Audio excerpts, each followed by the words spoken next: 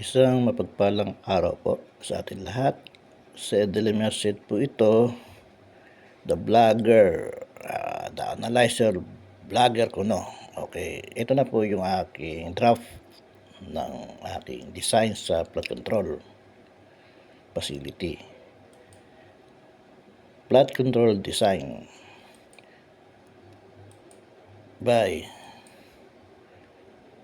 Eduardo S. de la Merced, Process Equipment and Instrumentation Consultant, National Cement Shear Company, Ethiopia, Africa, 2013-2015. Pollution Control Officer, PCO, planted 40,000 mahogany seeds, NGP, Bayanihan, 2011, under former President Benigno Aquino Jr. sa Lapart Cement. Ito po yung aking email address. Ito po ang aking telephone number, CP number. Root cause analysis for flood. Legend S significant. Yan po yung ating binibigyan na action plan. NS ng significant. Cause. Ito yung cause flood. Ano ba? Saan yun ang flood?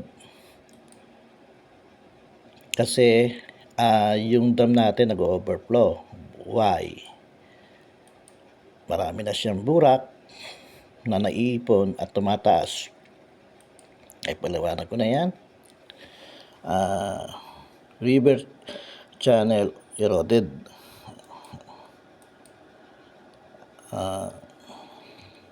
River channel lack of protection. Ay paliwanag ko na rin. Ito yung mga depletion of Bakawan tree. Sino may gawa? Si illegal developer ng Pasigan. Next, spring channel eroded. At may ebidensya tayo dyan. Heavy flow on the spring. May ebidensya tayo dyan. Next, illegal loggers pala may gawa na. Depletion of mineral resources. Si illegal quarrying to at si illegal quarrying participation dyan.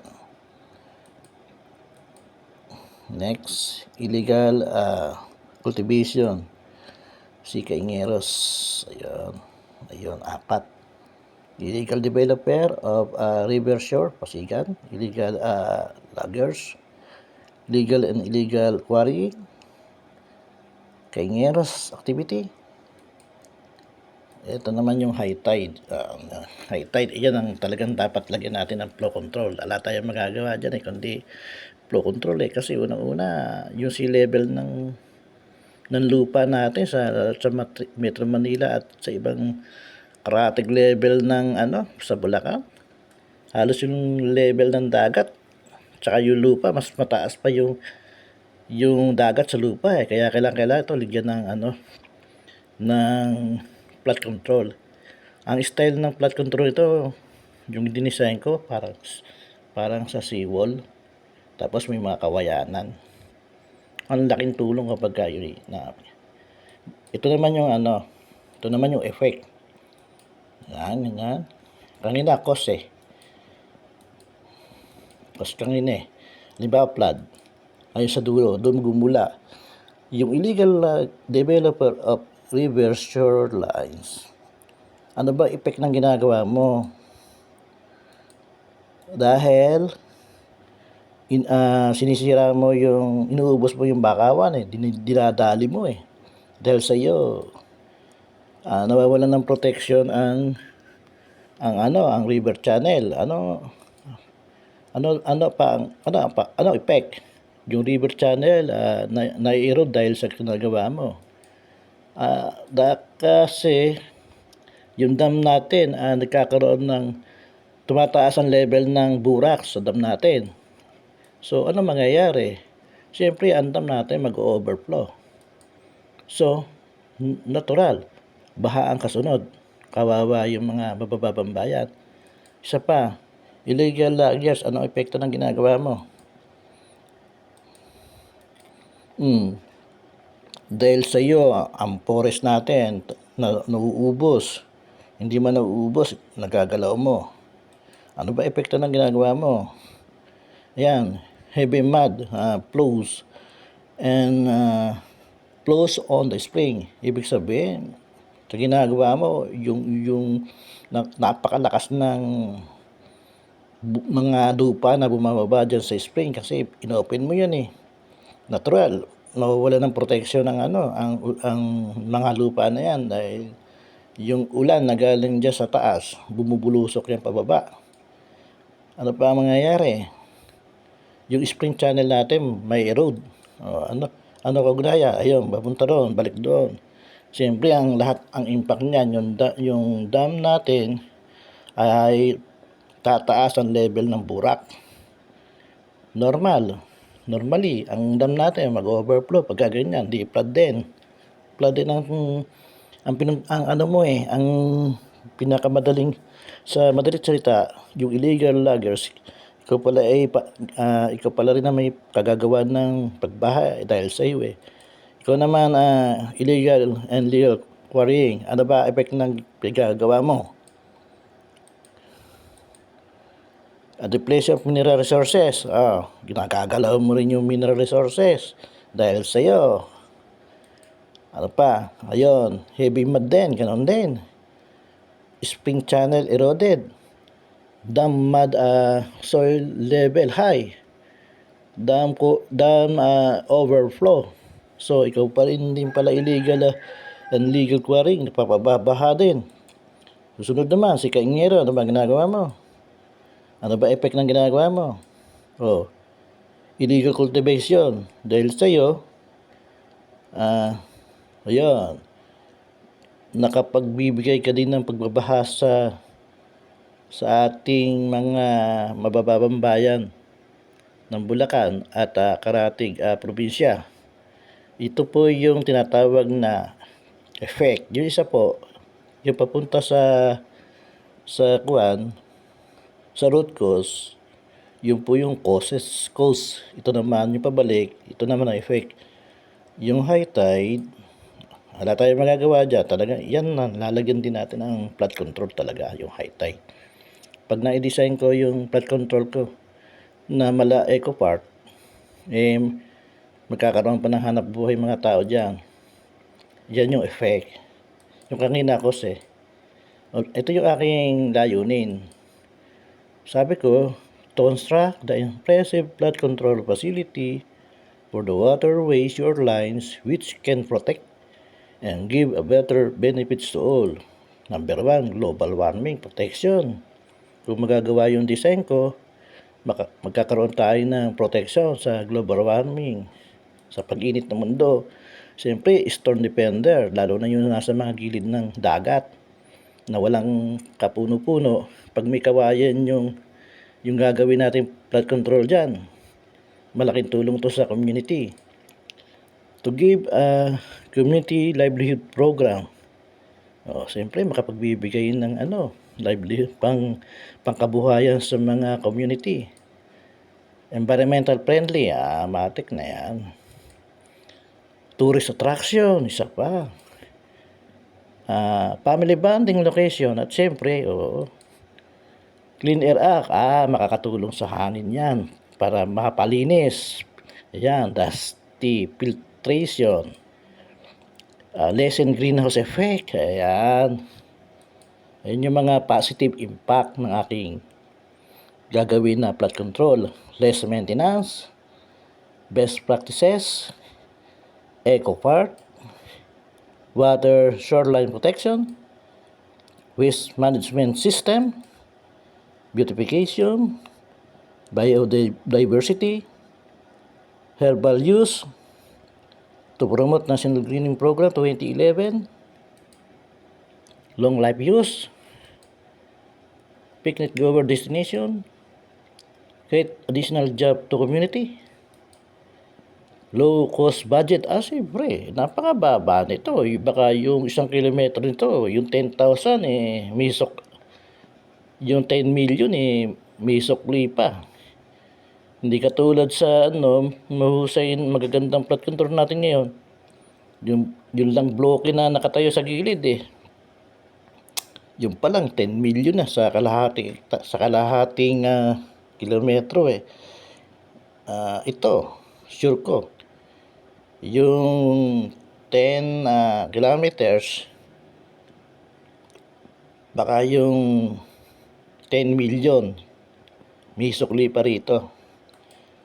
Ayan, relaxation to all as well as to the senior citizens. Pagka kami maglalakad hindi kami may initan.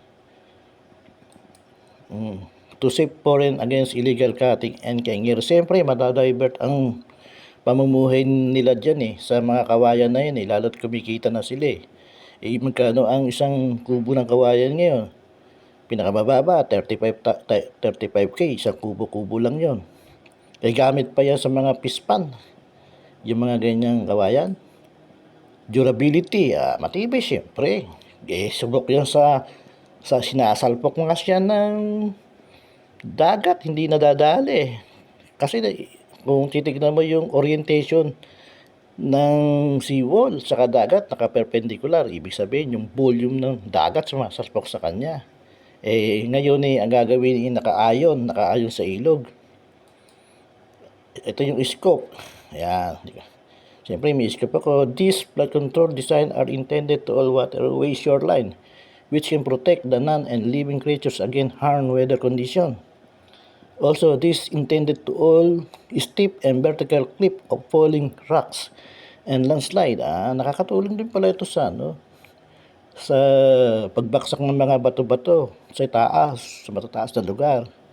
Reminder, strictly prohibited to take young bamboos or labong for human edible consumption. The human settler are not allowed. Siyempre, hindi pwede. The community can manage all income of bamboo business. Siyempre, community. Hindi ala ng pakialam dito ang mga opisyales ng ating gobyerno. This is free to all. Siyempre naman, kahit may mga lata-lata lang ililigay para sa maintenance. Maintain the cleanliness of the area. No human settlers shall be allowed to this FC facility. Improvement plans. Yan na yan. Reference, siyempre, reference ko. Yan yung overview. Yan naman, ganda May mga bato, may kawayan, may ilog. Yun. Ang ilog, ayan dati. Haba ng video ko Di bale, tapos ko na. Ayan. Normal, pagka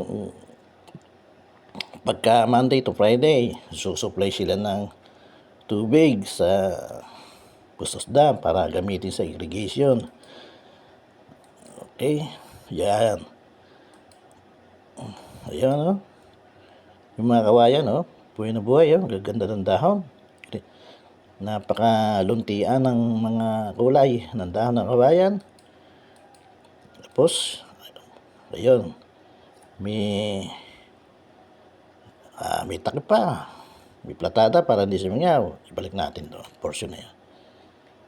Ayan liligyan ko ng lupa. Yun, may lupa na. Bato, may platada na. Bigla nga yung bumaha. Ayun, kumana. Ito yung pumping station na meron pa isang motor na naka-ready. At yan ay matic.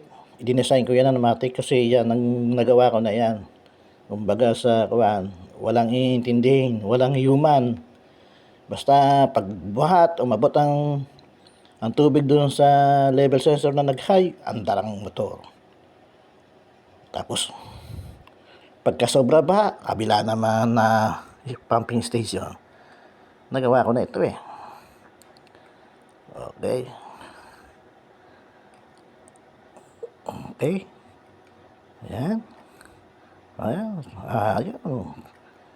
Pumigay na. Ayun yung hagdan. Dati, ang hagdan ngayon, sa flood control, sa flood control, halos humalik ka sa semento, pagkaakyat. Pag naman bababa, ang ano niya,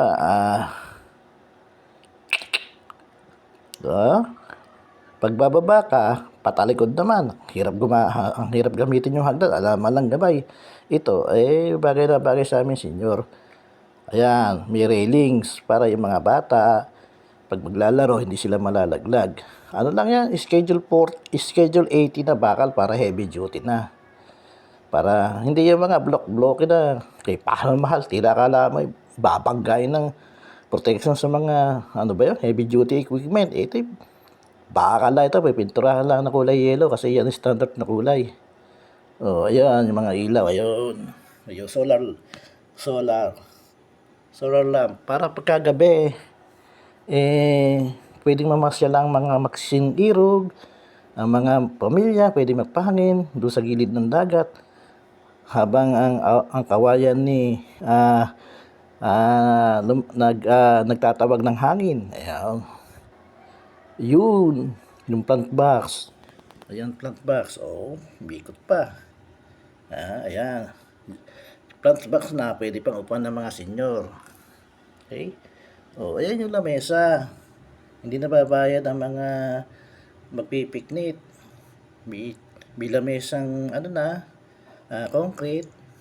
Yun nga lang.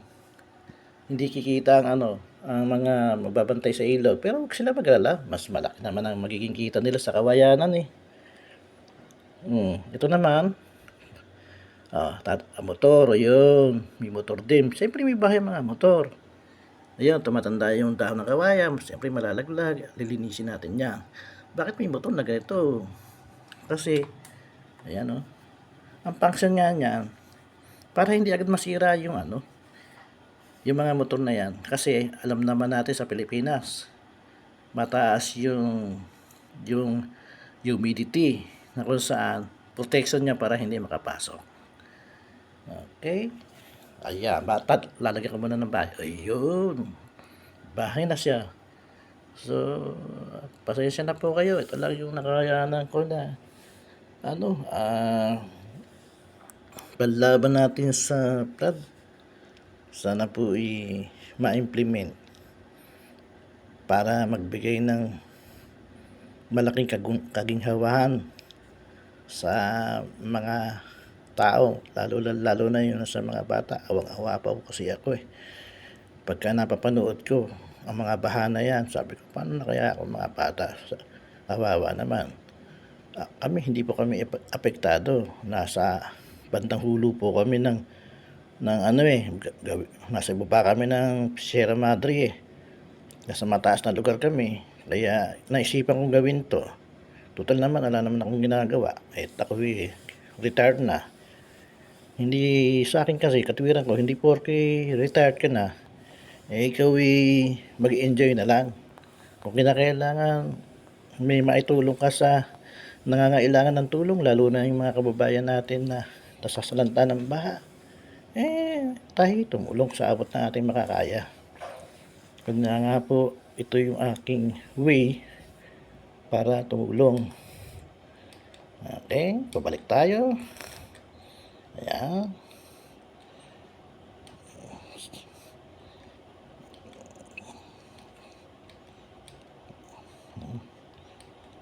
Ito po kahit sa Maynila, sa lugar ni Yorme, pwede ito. Ala itong hindi. Talagang pwedeng lagyan natin ng ganitong design ang Maynila. Kahit saan. Pampanga, Nueva Ecija, ibang sa Bisaya, sa Mindanao, basta pigilid ng dagat at ilog. Pwede natin lagyan. Madali lang po i-design to kasi nagawa ko na po ito Dito, nung una dito lumulutong yung punong tenga, kaya pinag-aralan ko ito para hindi na ako namumura ng mga matataas na manager. Haba pa. Salamat po.